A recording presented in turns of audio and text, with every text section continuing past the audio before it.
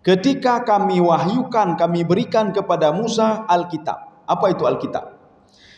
Ketika kita kembali ke dalam surah Al-Baqarah, Dzalikal kitabu la raiba fihi hudal lil muttaqin.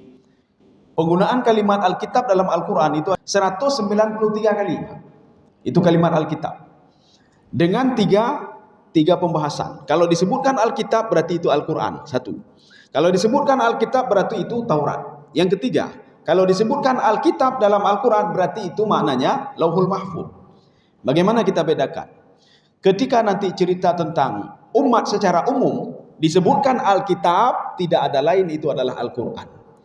Kalau cerita tentang Bani Israel, disebutkan Alkitab, tidak ada lain, itu adalah kitab Taurat. Kalau disebutkan dengan tanpa alif lam, Kitabim Mubin, tidak ada lain, itu adalah Lauhul Mahfuz.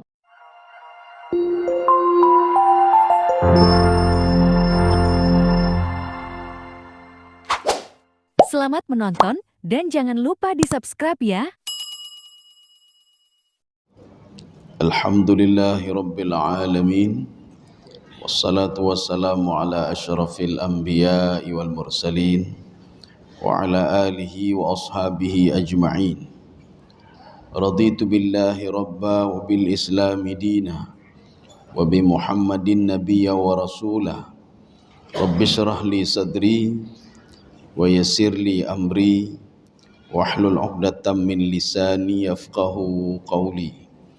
Allahumma ij'al jam'ana hadza jam'an marhuma wa tafarruqana min ba'dihi tafarruqan ma'suma.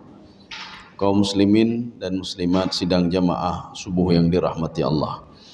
Kita lanjutkan kajian tafsir surah Al-Baqarah. Tafsir yang kita gunakan adalah tafsir Al-Baydawi. Sudah memasuki ayat 53. Jadi ayat 53 adalah rincian dari nikmat-nikmat Allah yang diberikan kepada Bani Israel.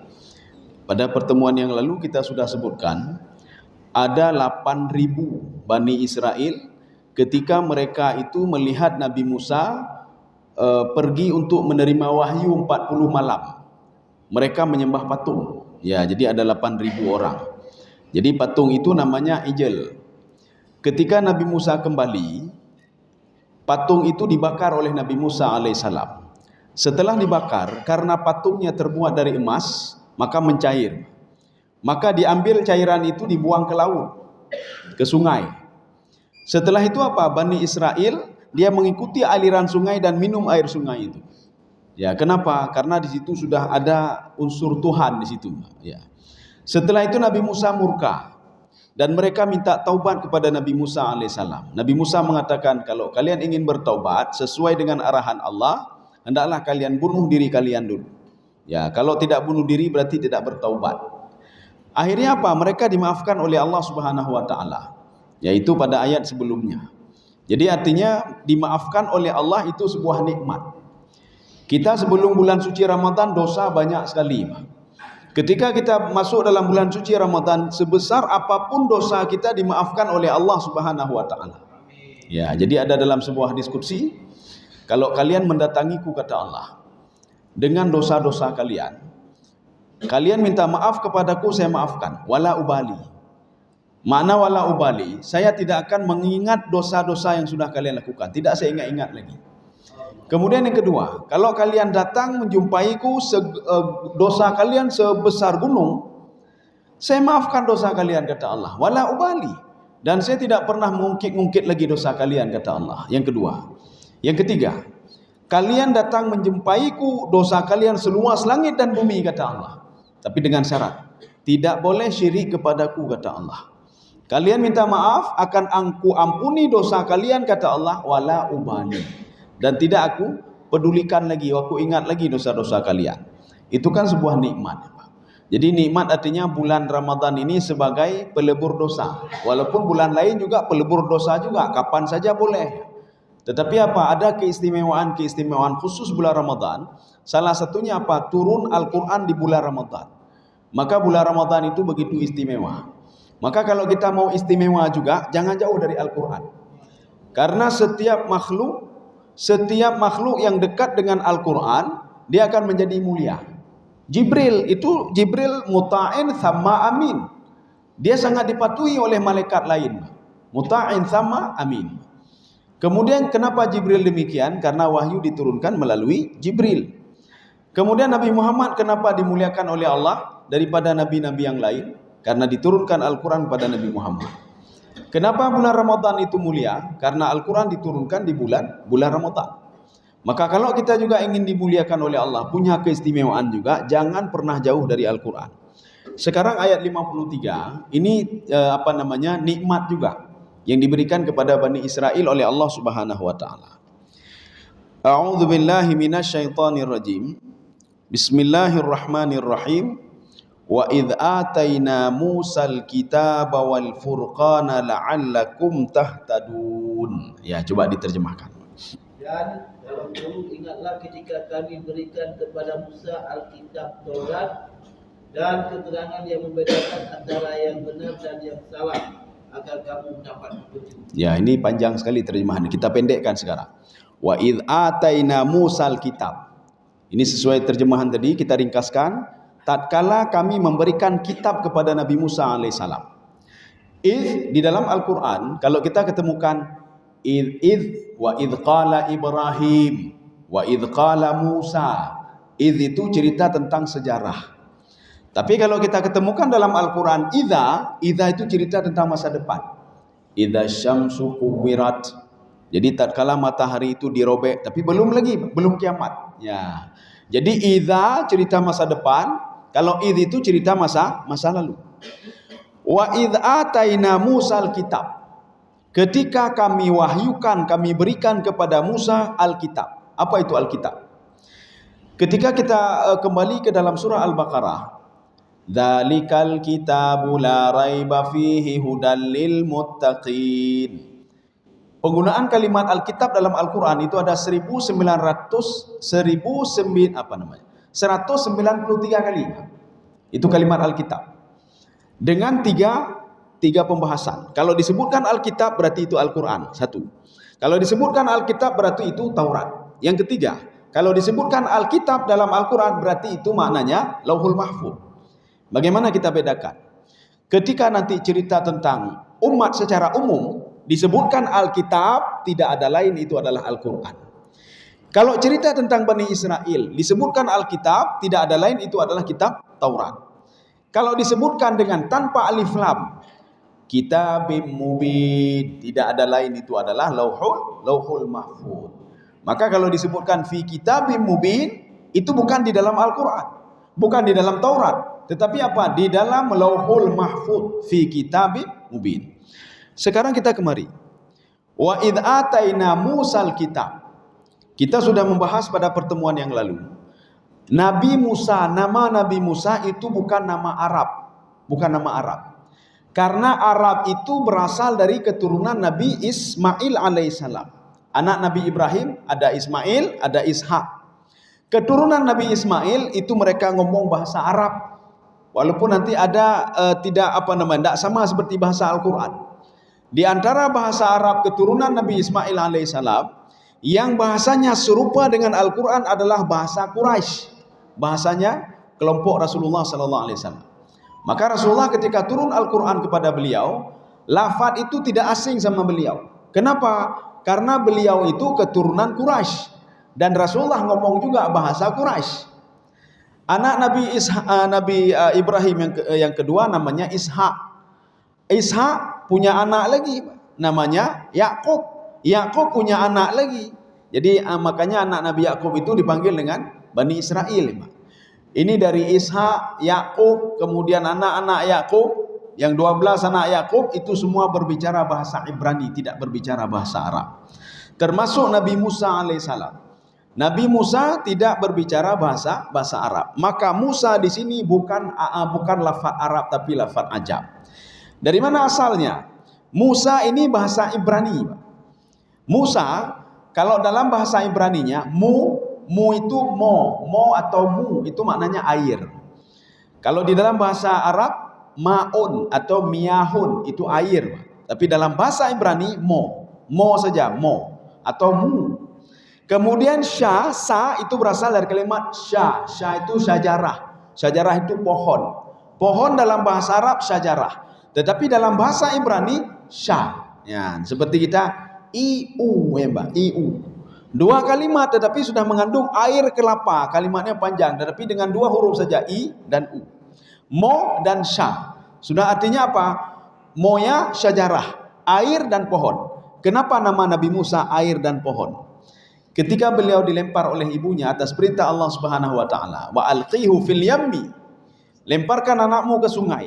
Setelah itu apa? Nabi Musa dengan ada tong ya, ada tempat yang dibuat oleh ayahnya Imran. Melekat di sebuah pohon. Makanya sangkut di sebuah pohon. Fir'aun melihat, ada apa itu di antara air dan pohon? Air itu mo, pohon itu sya. Maka dipanggil dengan Mosha, Mosha. Sehingga ketika diambil, Nabi Musa diberikan nama Musa. Karena sya itu susah, maka Musa menjadi Musa. Wa idh ataina Musal kitab. Jadi dulu kata Allah, ya, ini diceritakan kembali oleh Allah.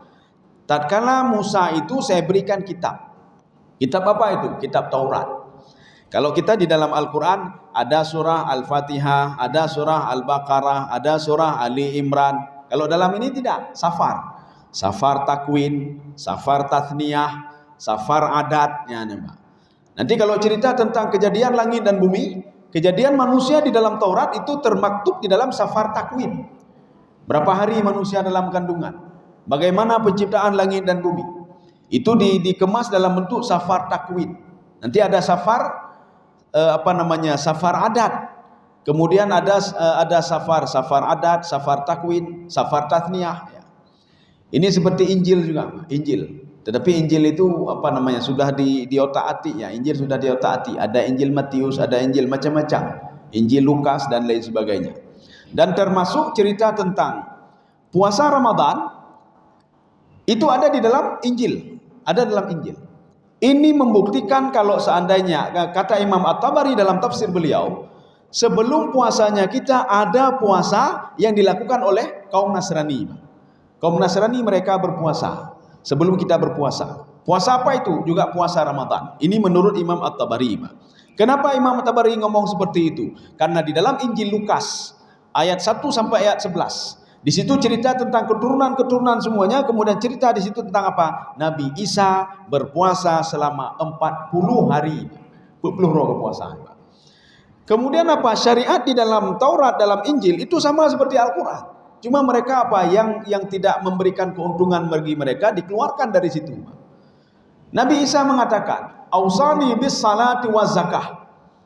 Saya diutus oleh Allah untuk Bani Israel supaya mewajibkan mereka salat dan bayar zakat. Rupanya salat dan bayar zakat juga sudah ada. Dia fikir katanya, ya Allah, kamu mentang lagi umat akhir zaman ni ya Allah. Na puasa, na temayang dan lain sebagainya. Umat dulu ada juga. Maka Nabi Isa mengatakan, wa rasulan ila Bani Israel. Saya ini rasul untuk Bani Israel, keturunan Nabi Yakub semuanya, bukan untuk Nasrani saja. Ya, nampak. Tapi Nasrani mengklaim apa? Nabi Isa itu adalah rasul kami, rasul Nasrani. Tidak. Berapa oranglah Nasrani itu? Nabi Isa sendiri mengatakan wa rasulan ila Bani Israel. Jadi makanya Injil itu yang ada sama Nabi Isa alaihissalam untuk seluruh Bani Israel. Tapi buktinya apa? Yahudi tidak senang sama Injil.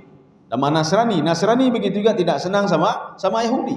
Sehingga Yahudi mengatakan, mengklaim kitab kami Taurat, kitab ini Injil. Sehingga Nabi Isa mengatakan, saya diutus untuk menyempurnakan kitab Taurat yang belum lengkap. Mereka juga marah. Ya, sekarang kita kembali kemari. Wa idh ataina Musal kitab. Nabi Musa ini salah satu nikmat Nabi Musa diberikan kitab Taurat. Kenapa ini sebuah nikmat? Karena ketika Bani Israel diselamatkan oleh Allah dari kejaran Fir'aun, lautan terbelah menjadi dua.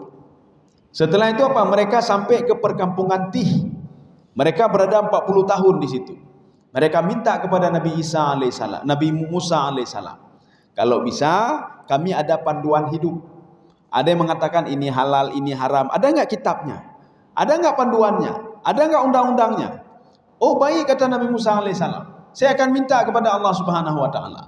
Makanya Nabi Musa alaihissalam bermunajat kepada Allah selama 40 hari. Di Al-Quran disebutkan 40 malam. Kenapa 40 malam? Mereka waktu itu menggunakan bulan sebagai perubahan hari. Ya, jadi bukan matahari tetapi bulan.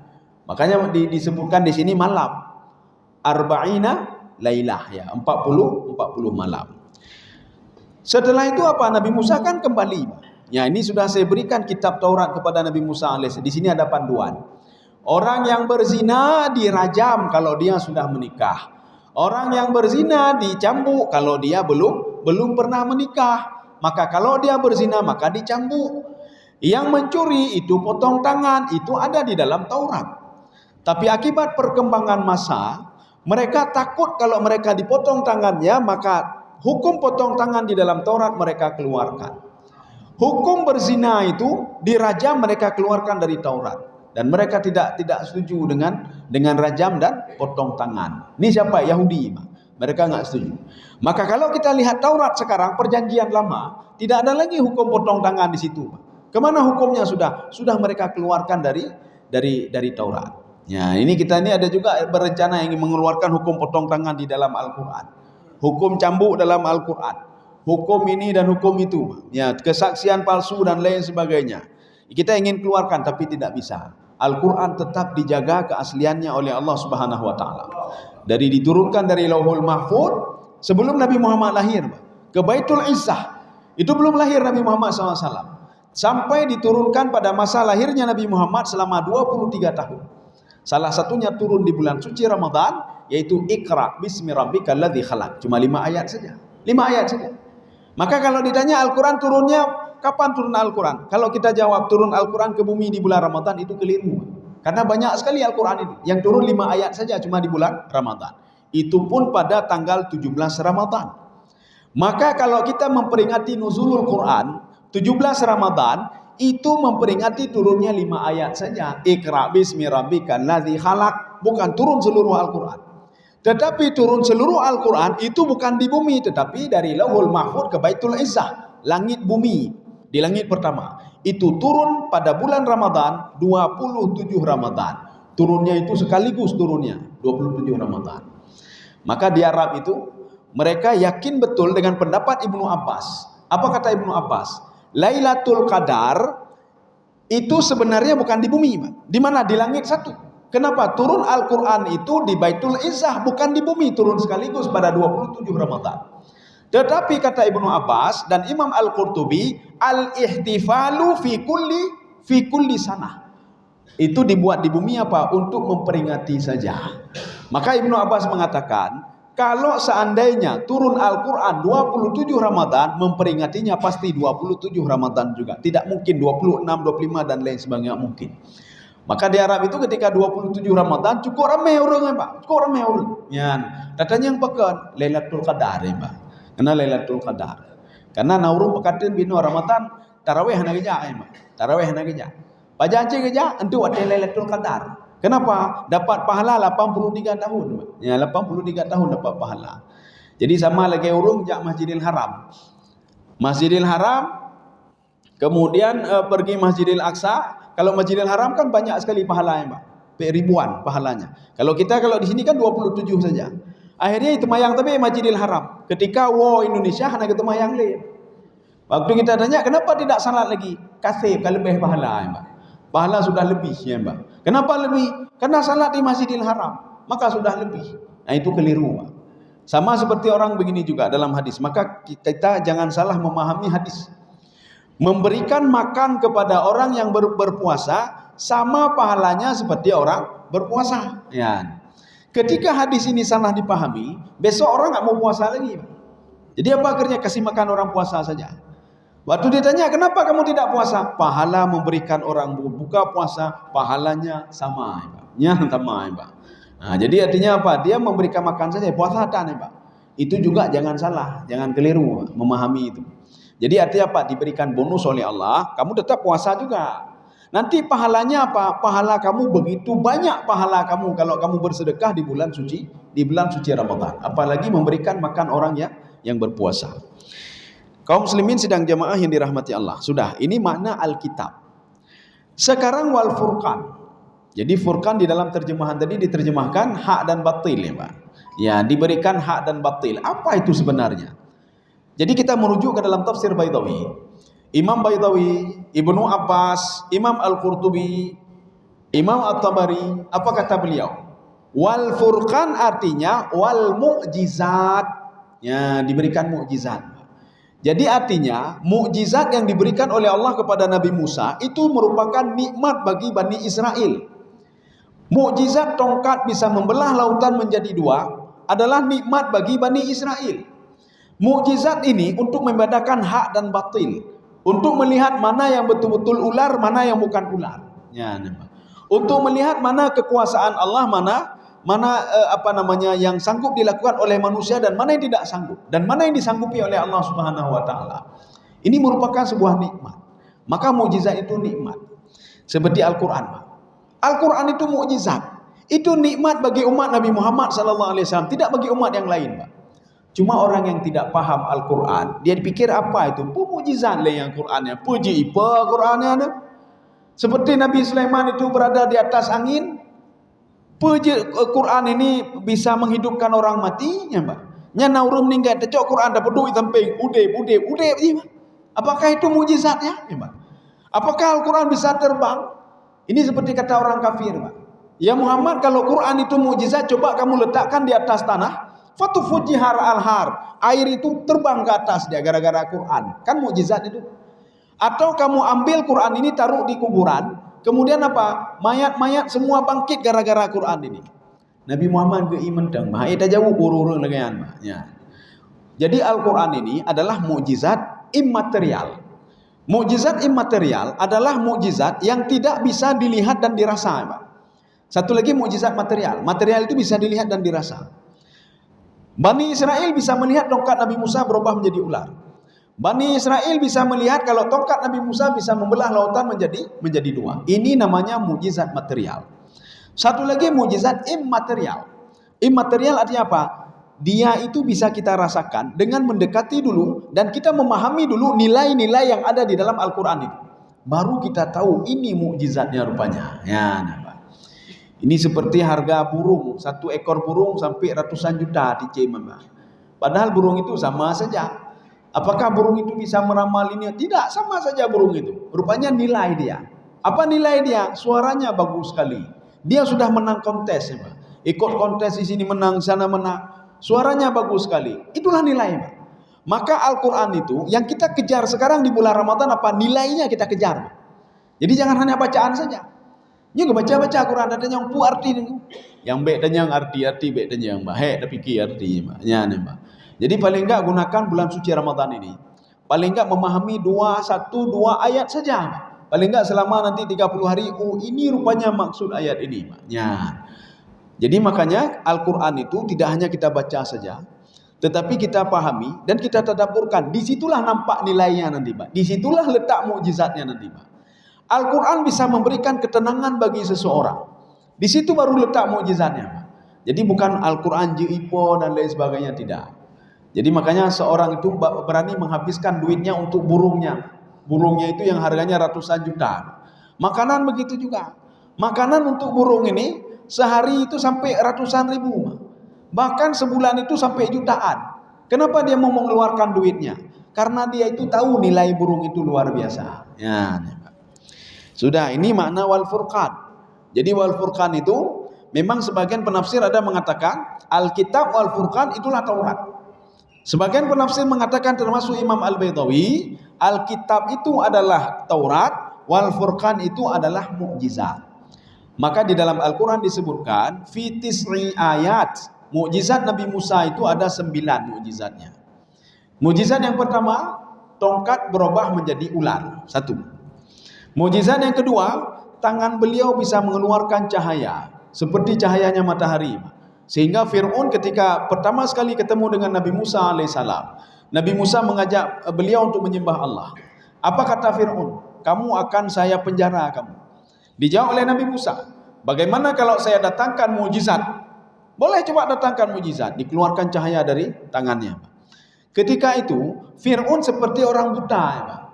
Seperti buta begini. Kita kalau keluar rumah siang-siang itu lihat matahari. Dan kalau matahari rafiat, trek berapa detik saja, 5 detik boleh. Setelah itu kita masuk ke dalam rumah. Rumah kita gelap semua, Pak.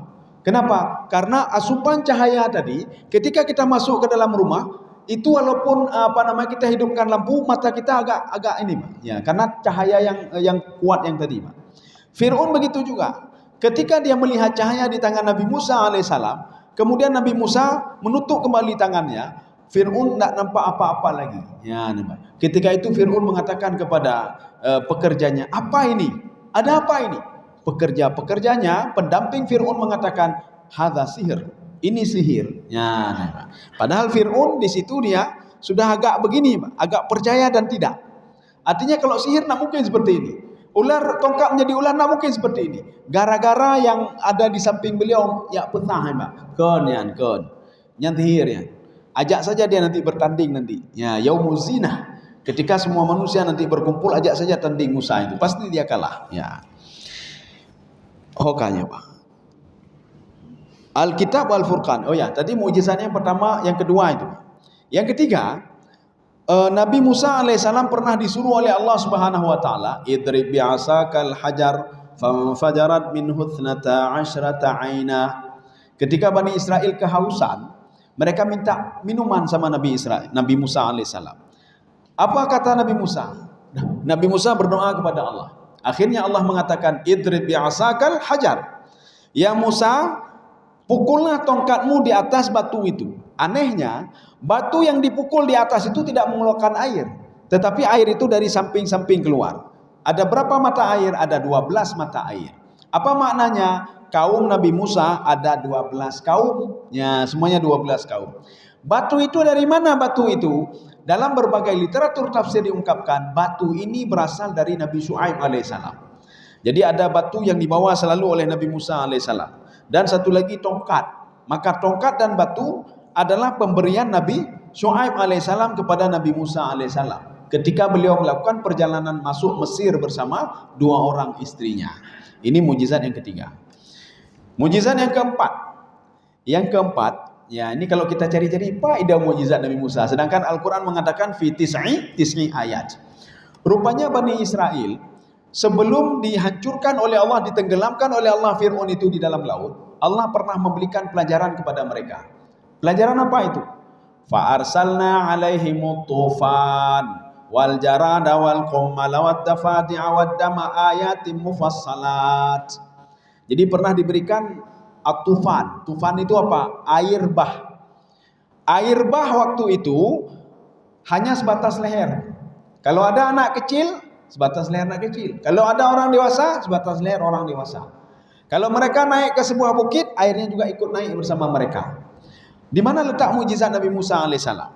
Ketika Bani Israel mendatangi Fir'aun, wahai Fir'aun, kita tidak bisa duduk ini selama 7 hari, tidak bisa duduk ini, karena kejadiannya di hari Sabtu dan berakhir di hari Sabtu. Bagaimana caranya? Engkau kan Tuhan, tolong kau turunkan air ini. Fir'aun mengatakan, saya tidak bisa menurunkan air ini. Yang bisa menurunkan cuma Musa alaihissalam. Kita pergi ke Musa, dia akan berdoa kepada Tuhannya. Air ini pasti turun. Mereka pergi bersama Fir'aun laknatullah. Ketika sampai ke Nabi Musa alaihissalam, apa kata Fir'aun? Kalau kamu bisa menurunkan air ini, maka kami akan beriman kepadamu dan ambil Bani Israel, kamu bawa Bani Israel untukmu. Nabi Musa berdoa kepada Allah, ya Allah turunkan air ini ya Allah. Air itu turun dengan izin Allah Subhanahu wa taala. Itu mukjizat Nabi Musa. Kemudian setelah itu apa kata Fir'aun? Hadza sihrun mubin. Ini sihir yang nyata ini. Besoknya hari Sabtu dimulai lagi, diberikan lagi oleh Allah Subhanahu wa taala musibahnya. Apa musibahnya? Fa arsalna alaihimut tufan wal jarad. Jarad itu apa? Belalang. Mesir dipenuhi oleh belalang. Akhirnya mereka gagal panen, Pak. Mau panen hana panen li. Di rumah itu banyak belalang semuanya. Di ladang mereka belalang semuanya. Kejadian ini dimulai hari Sabtu dan berakhir hari Sabtu. Fir'aun bersama Bani Israel mendatangi Nabi Musa alaihissalam minta untuk dihilangkan belalang itu. Nabi Musa berdoa kepada Allah. Akhirnya belalang itu hilang. Ini mukjizat lagi Nabi Musa juga. Sehingga apa? Fir'aun mengatakan hadza sihrun mubin. Ini sihir lagi. Kemudian selanjutnya apa mukjizat Nabi Musa? Kumal. Ya, ada kumal. Kumal itu kutu, dipenuhi oleh kutu. Kumal wadafadi, kodok-kodok juga. Wadam, dam itu darah. Makanya sungai Nil itu berubah menjadi darah selama 7 hari. Semua 7 hari. Dimulai hari Sabtu, berakhir hari Sabtu.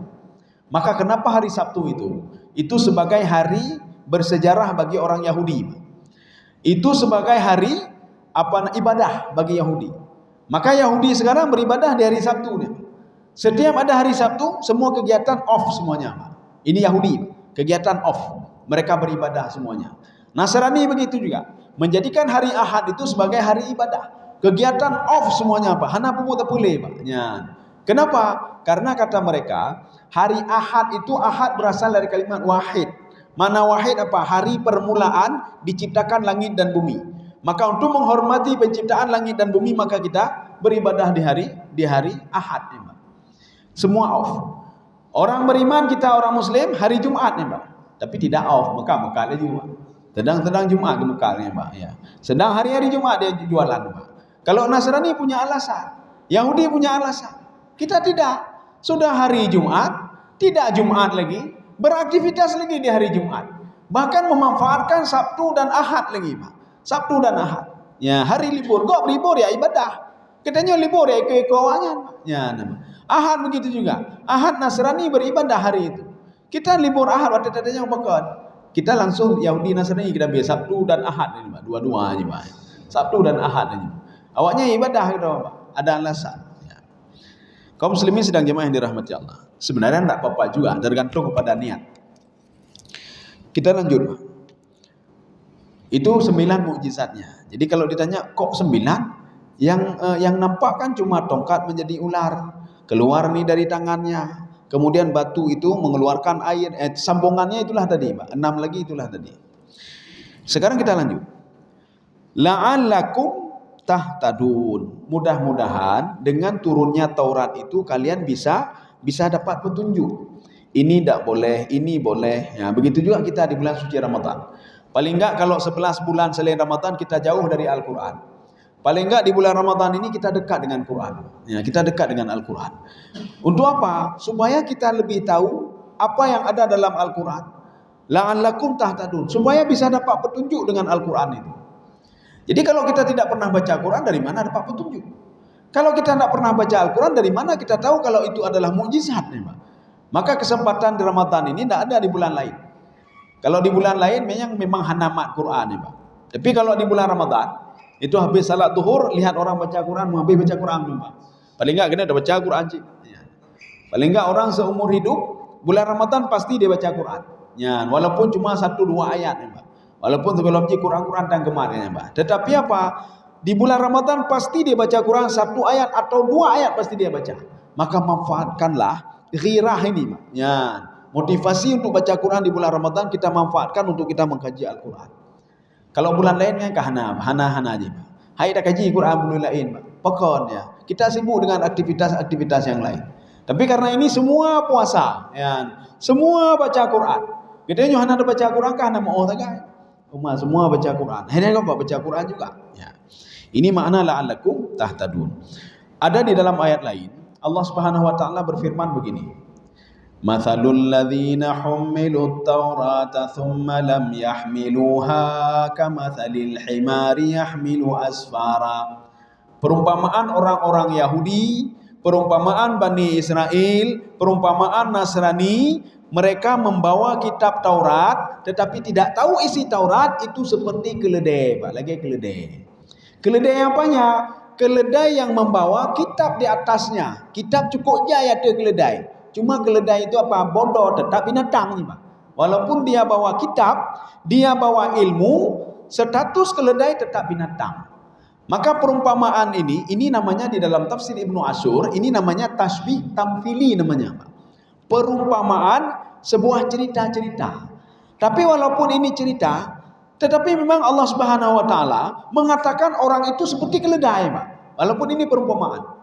Tapi Allah seakan-akan mengatakan yang keledai. Na Taurat tapi hanya itu puasa. Sekarang kita tafsirkan dengan tafsir kekinian. Karena Al-Quran diturunkan untuk Nabi Muhammad sallallahu alaihi wasallam. Ayat ini tidak berlaku untuk mereka. Kepuawaknya kahanale. Orang itu untuk apa lagi? Ya, nama. Pada masa Nabi Musa cerita, untuk apa itu? Makanya turunan Al-Quran itu untuk umat Nabi Muhammad sallallahu alaihi wasallam. Jadi Allah ingin mengatakan begini. Yahudi, Nasrani yang ada kitab sama mereka, tapi mereka tidak mau membaca dan menelaahnya, mereka lagi keledai. Satu, kita kembali kepada ini, Pak. Umat Muhammad yang ada Al-Quran, dia tidak baca Al-Quran, tidak tahu isi Al-Quran, dia lagi keledai aja, Pak. Dia lagi keledai aja. Artinya apa? Yang sayang mereka, kata Allah. Saya memberikan petunjuk, mereka tidak mau, ya sudah. Maka petunjuk itu kita cari, bukan kita tunggu. Nyata pernah petunjuk. Engkau bakal hana puasa engkau, hana puasa. Hana kalau bulu ni, ya. Selama 50 huruf hana kalau bulu, maka hana puasa. Lah rumah saja, hana kalau bulu ni, Pak. Saya belum lihat bulan lagi, Pak. Ya, Pak. Engkau bakal hana puasa engkau, hana terus petunjuk, belum sampai petunjuk. Jadi kapan puasa? Nanti kalau sudah sampai petunjuk baru puasa, ya, Pak. Orang mencuri begitu juga. Kenapa mencuri? Belum dapat petunjuk lagi. Jadi nanti sudah sampai petunjuk baru saya tidak mencuri lagi. Ya, itu pemahaman yang keliru. Jadi pemahaman nanti kenapa anak seperti ini belum sampai petunjuk lagi sama itu keliru. Petunjuk itu kata Allah harus minta kepadaku. Maka Allah mengatakan dalam sebuah hadis qudsi, ya ibadi kullukum dhalun illa man hadaitu. Semua kalian sesat kata Allah, tidak tahu mau jalan kemana, mau lari kemana, mau beraktivitas apa. Kita kan begitu. Kita seakan-akan dunia ini segala-galanya. Dunia oriented kita, Pak. Orientasi kita dunia. Ya. Kita tidak tahu kalau kita itu meninggal, tidak tahu kita. Yang kita pikir apa? Yang kita pikir ini cita-cita saya apa. Maka Rasulullah SAW itu membuat garis. Ada di dalam kitab Riyadhus Shalihin. Rasulullah sahabat melihat Rasulullah fakhatta khututan. Dia ambil ranting kemudian ditarik garis oleh Rasulullah. Satu, garisnya agak panjang sedikit. Kemudian Rasulullah menarik garis yang kedua, garisnya agak pendek. Sahabat bertanya, apa ini ya Rasulullah? Garis apa ya Rasulullah? Rasulullah mengatakan, ini garis yang panjang. Hadzal insan. Inilah manusia. Manusia dengan planning-planning yang ada di kepalanya. Saya nanti tahun 2050 akan buat ini, saya buat ini. Macam-macam aku pikir, ya Pak. Ya. Garis pendek, itu ajalnya. Cita-citanya sampai 100 tahun, ajalnya cuma 50 tahun katanya. Ajalnya pendek. Cita-citanya panjang sekali, Pak. Ketika dia umur 30 tahun, nanti ketika 50 tahun lagi, saya akan buat ini. 50 tahun dia tengok akan meninggal dunia, ya, Pak. Maka Rasulullah mengatakan, hati-hati kamu didatangi oleh tali yang pendek itu, kata Rasulullah. Tali pendek apa? Itulah kematian itu. Hati-hati. Ketika didatangi tali yang pendek itu, kamu senang atau tidak senang, tali yang pendek itu akan mendatangimu. Ya. Jadi makanya, bulan Ramadan ini sebagai bulan renungan, ya Pak. Mudah-mudahan kita baca Quran, beda baca mentang, tapi mentemai petunjuk. Makanya di bulan Ramadan, satu-satunya cara, bagaimana kita minta kepada Allah, ya Allah, tunjuk petunjuk ke lu, ya Allah. Selama ini saya tidak begini, saya begini, saya tolong diberikan petunjuk, arahkan saya, ya Allah. Maka Allah mengatakan, kullukum dhalun illa man hadaitu. Semua kalian sesat, tidak tahu arah, tidak tahu mau jalan kemana, kecuali saya berikan petunjuk kepada dia. Tapi dengan syarat, kata Allah Subhanahu Wa Taala, fastahduni. Petunjuk minta dariku, kata Allah. Minta dariku. Ahdikum, akan aku berikan petunjuk. Orang yang sering tidak salat, berdoa, ya Allah, tunjuk petunjuk ke lu, ya Allah. Minta kepada Allah, jangan tunggu. Kalau tunggu tak akan pernah dapat. Kenapa? Karena salat itu, ibadah itu semua untuk kita. Allah tak perlu salat kita, tak perlu ibadah kita. Ulun puasa Ramadan, hana ada puasa kaya haji. Ya, hana ada puasa kaya haji. Yahudi nak puasa dia tapi kaya dia. Maka Allah Subhanahu Wa Taala mengatakan lagi, kalau ingin kaya, nak perlu puasa. Baik puasa kaya haji, kata Allah. Nak usah puasa kaya juga. Nak usah salat kaya juga. Ya, nampak. Maka Allah mengatakan salat itu untuk bisa kita mengenal diri kita sendiri. Itu untuk kita semua. Kita puasa 30 hari. Supaya apa? Yang selama ini nafsu terus mengontrol kita, Pak. Supaya di akhir Ramadan kita yang mengontrol nafsu. Jadi artinya apa? Kita nyobos di sini, Pak. Bukan nafsu ini yang mengatur kita, Pak. Kalau nafsu mengatur kita, maka syaitan memanfaatkan nafsu untuk bisa mengendalikan kita. Maka nanti ada orang mencuri, ada orang berzina, ada orang buat maksiat. Gara-gara apa? Iblis, syaitan memanfaatkan nafsu untuk menjerumuskan kita masuk ke dalam neraka. Tapi kalau kita yang mengontrol nafsu, syaitan tidak bisa apa-apa lagi. Kenapa? Karena kita yang mengontrol nafsu itu, Pak. Ya. Nafsu itu kalau di dalam bahasa tafsir Sawi, yang dikatakan nafsu itu adalah roh yang sudah menyatu dengan tubuh. Maka namanya nafsu. Tapi kalau sudah berpisah dengan tubuh, namanya roh. Maka kalau kita ingin tahu nafsu itu roh itu bagaimana, roh itu wujud roh bagaimana? Ketika keinginan seorang untuk ingin salat, artinya apa? Rohnya itu cenderung untuk salat. Ketika dia ingin tidur, maka rohnya cenderung untuk itulah roh, Pak. Ya, nafsu itulah roh. Tetapi namanya saja sudah berbeda. Kalau dia menyatu dengan tubuh namanya nafsu. Kalau nanti sudah berpisah, dia sudah namanya sudah menjadi roh kembali. Saya kira cukup sekian. Ya, satu ayat saja. Ya. Hana bubur, ya, nggak ada bubur ya. Ya biasanya ada bubur ya. Ya mudah-mudahan ada manfaat bagi tuan dan jemaah sekalian. Subhanakallah bihamdika, asyhadu an la ilaha illa anta, astaghfiruka wa atubu ilaik. Assalamualaikum warahmatullahi wabarakatuh.